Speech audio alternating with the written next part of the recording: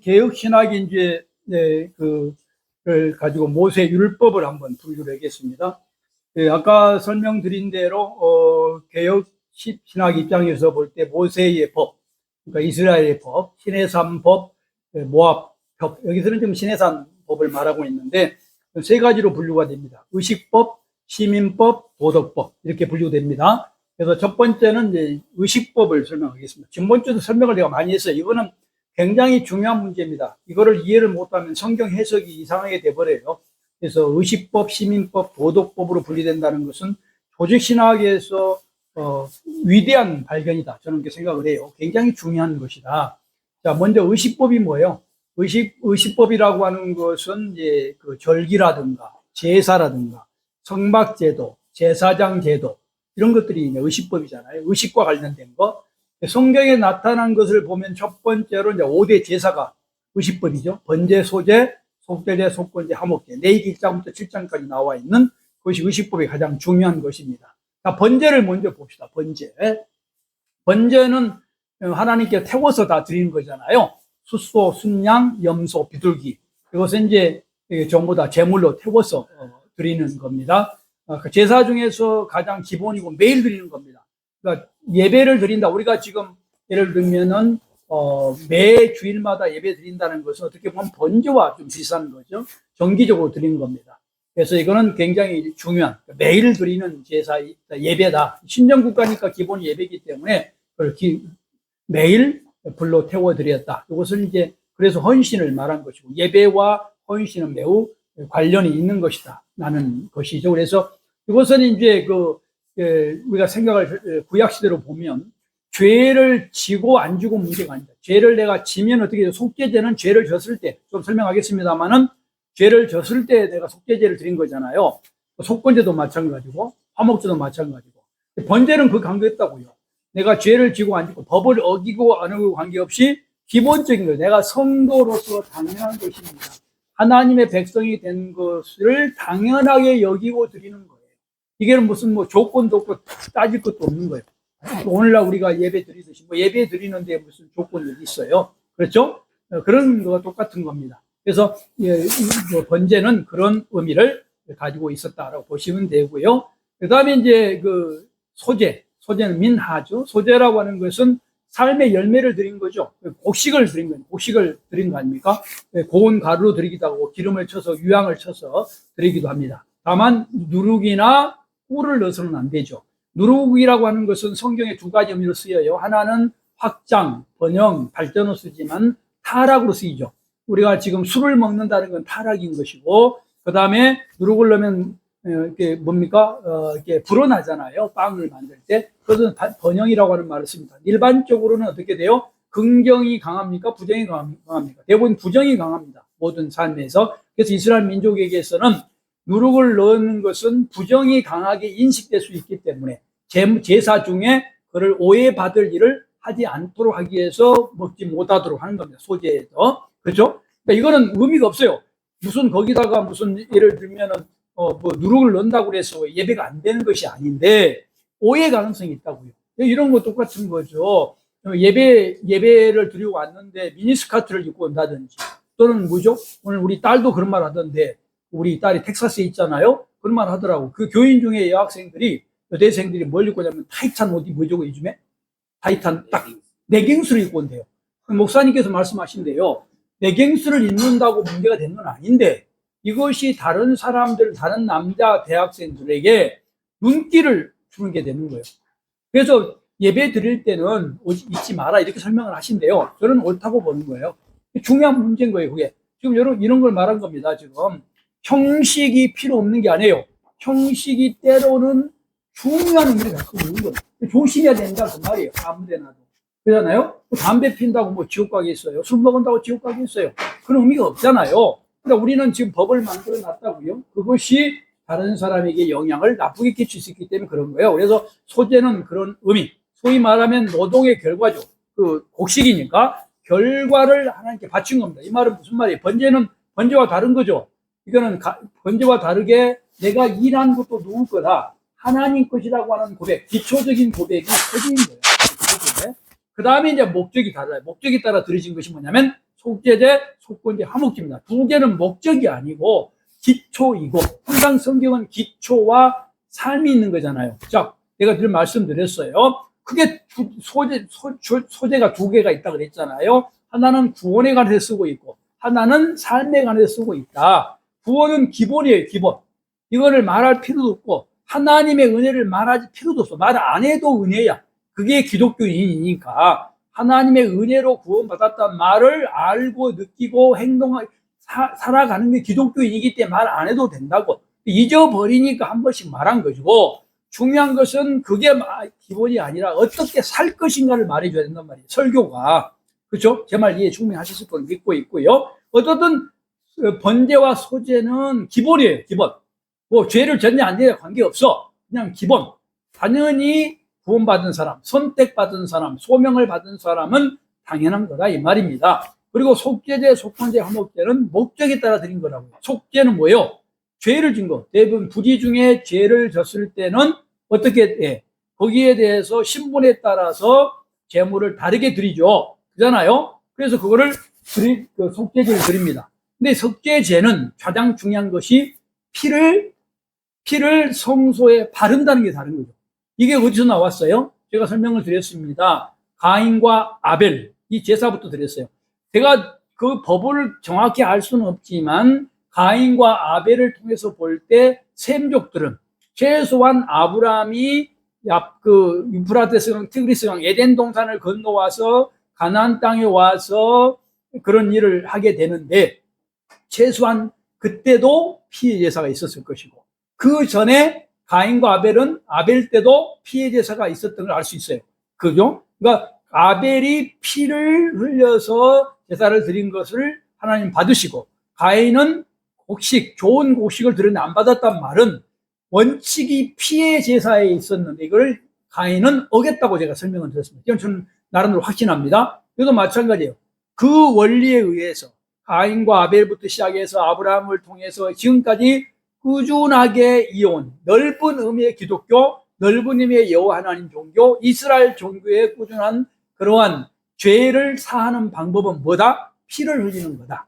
그래서 속죄제는 그거를 말해준 겁니다. 소를 잡고 양을 잡고 염소를 잡아서 피를 흘린다는 것은 그런 것을 말한다 볼 수 있는 것이고요. 속건제는 아쌈이라고 말하죠. 히브리어로 아쌈인데 이건 참 어렵습니다. 이거는 근데 속건제와 속죄제의 큰 차이가 뭐냐? 제가 나름대로 연구를 해보니까 보상까지를 해야 됩니다. 속죄제는 보상하지 않죠. 보상할 필요가 없는 범죄겠죠. 그렇죠? 근데 보상을 해야 될 거. 예를 들면 이웃에게 내가 이웃 것을 도둑질했어요. 이웃의 소를 한 마리 도둑질했어. 그러면 어떻게 돼야 돼요? 속죄해야 되죠. 속죄해야 되는 속죄제는 뭐예요? 거기에 보상할 필요가 없다고요. 내가 잘못했으면 그냥 하나님께 잘못했습니다. 소 한 마리 잡고 그냥 피 붙이면 되는 거예요. 그러니까 보상할 필요 없는 죄가 있겠죠. 예를 들면 어떤 거겠어요? 오늘 같으면 예배를 안 드렸다든지 이런 것은 보상이 필요 없다고요. 근데 보상이 필요한 게 있겠죠. 예를 들면 11조 같은 예를 들어보세요. 제 예를 드는 겁니다. 11조는 액수가 정해졌어요. 근데 10의 1조를 안 드렸어. 그럼 어떻게 된다고요? 5분의 1. 20%를 더해서 100만 원을 안 드렸으면 다음에 120만 원을 11조로 드려야 된다. 이것이 속건제라고요. 이해하셨죠? 무슨 말씀인지? 그러니까 보상까지를 포함한다. 이게 그 당시는 5분의 1이었다는 겁니다. 5분의 1, 20% 엄청나죠? 20%를 더 드려서 속건제를 드렸다. 그러니까 그게 제사예요. 보상까지, 배상까지 하는 것이 제사라고. 그러니까 예를 들면 뭐 아까 말한 이웃 것을 도둑질했으면 도둑질한 거 플러스 5분의 1을 더 드려야 돼. 그래서 배상을 해야 되니까 그 배상을 그것까지를 속건제로 했다라고 하는 것입니다. 자, 그다음에 세 번째가 화목제죠. 화목제라고 하는 것은 뭐냐면 함께 먹는 제사입니다. 많은 사람이 착각을 해요. 오늘날 저희 보십시오. 예수님이 여기서 예수님께서 애찬식을 합니다. 자, 우리 성찬식 하죠. 성찬식은 정확하게 말하면 애찬식의 후속이에요. 애찬식을 하고 성찬을 하는 거예요. 그러니까 이게 애찬이 뭐예요? 애찬의 목적이 뭡니까? 지금 교회 속에는 성도들이 다양해요. 돈이 없는 성도, 돈이 있는 성도. 그런데 교회의 핵심은 뭐죠? 돈이 있으나 없으나 평등하다고 하는 것이죠. 그리고 남에게 이 사람의 약점을 드러내는 건 교회가 아니에요. 그러니까 교회에서 뒷담화 까는 것은 교회의 성도의 태도가 아니라고요. 잘못된 거예요. 뒷담화를 깐다는 것은 내가 성도가 아닙니다고 하는 선언이에요. 왜냐하면 절대로 남의 약점을 입으로 말하거나 알려줘서는 안 돼요. 내 것은 괜찮은데 남의 것을 이걸 알리면 절대로 안 되는 거라고요. 그러니까 어떻게 돼? 그 중에 중요한 게 돈이겠죠. 교회는 가난한 사람과 부유한 사람이 있어. 근데 예를 들면 인당 돈을 내라. 예를 들면 다 오늘 n분의 1로 하자. 그래가지고 5만 원씩 다 걷었어.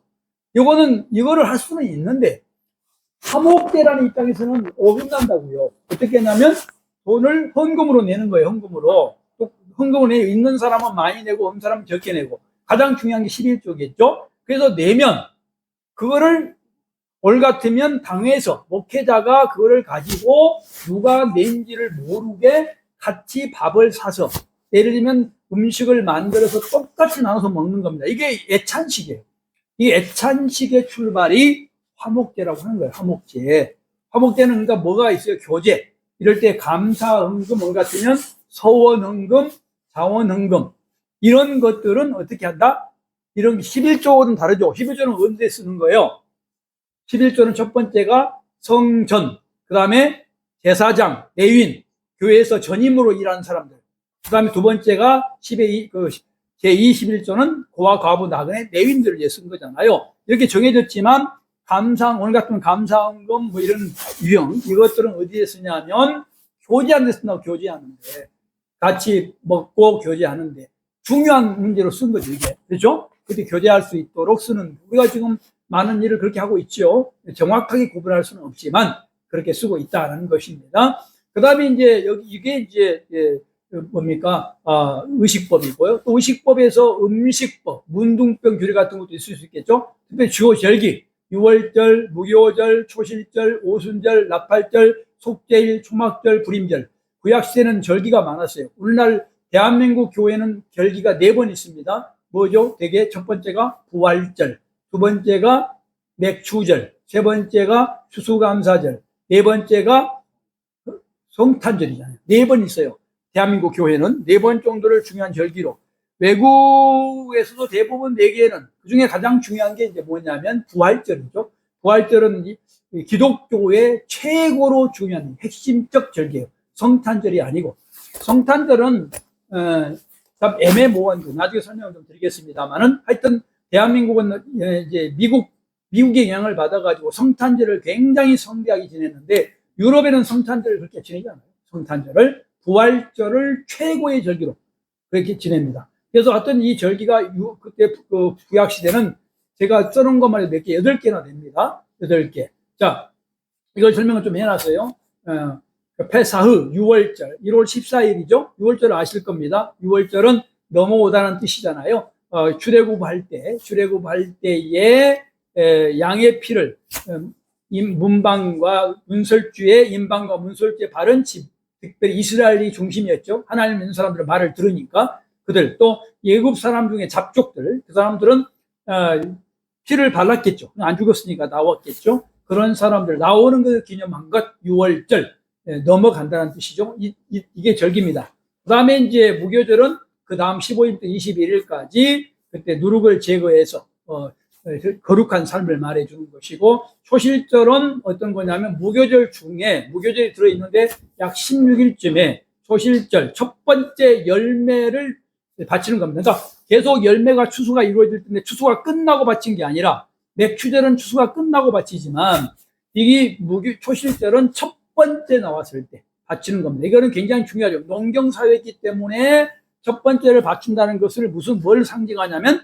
모든 것이 하나님 것이라고 하는 것을 말해주는 거잖아요. 그래서 초실절, 그다음에 오순절은 초실절부터 50일째. 이 날은 굉장히 중요한 날이 되죠. 교회 설립일이 되어지고 모세 시대는 율법을 받은 날을 오순절로 해석을 하지요. 나팔절은 7월 1일입니다. 나팔절은 뭡니까? 7월 1일 나팔을 불므로 인해서 속죄일을 미리 말해주는 거. 매우 중요하기 때문에 7월 10일 속죄일, 이때만 이스라엘 민족의 공식적 금식이 이루어집니다. 이스라엘 민족에게는 공식적 금식을 하는 날이 속죄일밖에 없어요.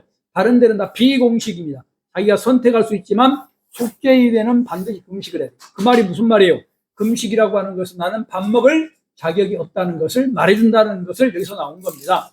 초막절은 아시죠? 7월 15일부터 21일까지 이제 초막, 장막, 거기에 이스라엘 민족이 40년 동안 초막이 있었던 걸 기념하고, 그 다음에 동시에 모든 추수가 끝나고 한단 말이죠. 우리는 오늘날 장막절에서 초막절에서 추수감사절이 나왔죠. 아까 오순절에서는 맥추절이 나왔고, 어떻든 그래서 초막절이 절기 중에 있었고요. 불임절은 언제입니까? 12월 14일부터 15일. 언제? 에스더서에 나와 있는 거. 하만의 괴계로부터 벗어난 절기. 이때 이 당시는 어떤 절기예요? 이 당시에 그 사사 시대인데, 이스라엘 민족이 537년, 아니, 4시대란다. 537년에 포로 귀환을 하잖아요. 근데 포로 귀환을 하지 않아요. 그리고 458년 2차, 444년 3차 포로 귀환을 하는데, 그 시기에 537년 이후에 에스더에서가 사건이 일어납니다. 사건이 왜요? 출애굽을 이 사람들은 나와 있는데 안 나오잖아요. 예, 바벨론에서 지금 바벨론 포로로 있다가 페르시아가 정복해서 나가라고 해도 안 나갑니다. 그래서 그때 하나님이 주신 것이 불임절이라고 하는 것이에요. 다 죽을 수밖에 없었던 그 시절이 있었죠. 그래서 그때에 생긴 것이 불임절이다. 이렇게 보면 될 것으로 보입니다. 이것들은 어떤 것이다? 의식법이기 때문에 오늘날 지킬 필요가 있다 없다? 없다. 다만 정신만 살아있다. 오늘날 6월절 지킨다, 오순절 지킨다, 이런 사람들은 성경을 잘못 알고 있는 것이고 최소한 개혁주의 신학을 모르는 분이다. 그래서 이거는 정신은 살아있지만 교회에서 지킬 필요는 없다. 세대주의자들은 지금도 6월절을 지킨다고 그래요. 6월절을 막 강조하고 6월절을 지키자고 그러는데, 그런 이스라엘 민족들은 지키죠. 이스라엘 민족들은 예수를 안 믿으니까 지금도 구약 성경만 가지고 있으니까 지킬 수 있지만, 그러나 오늘날 우리들은 지킬 필요가 없다라는 것을 아시면 될 것 같습니다.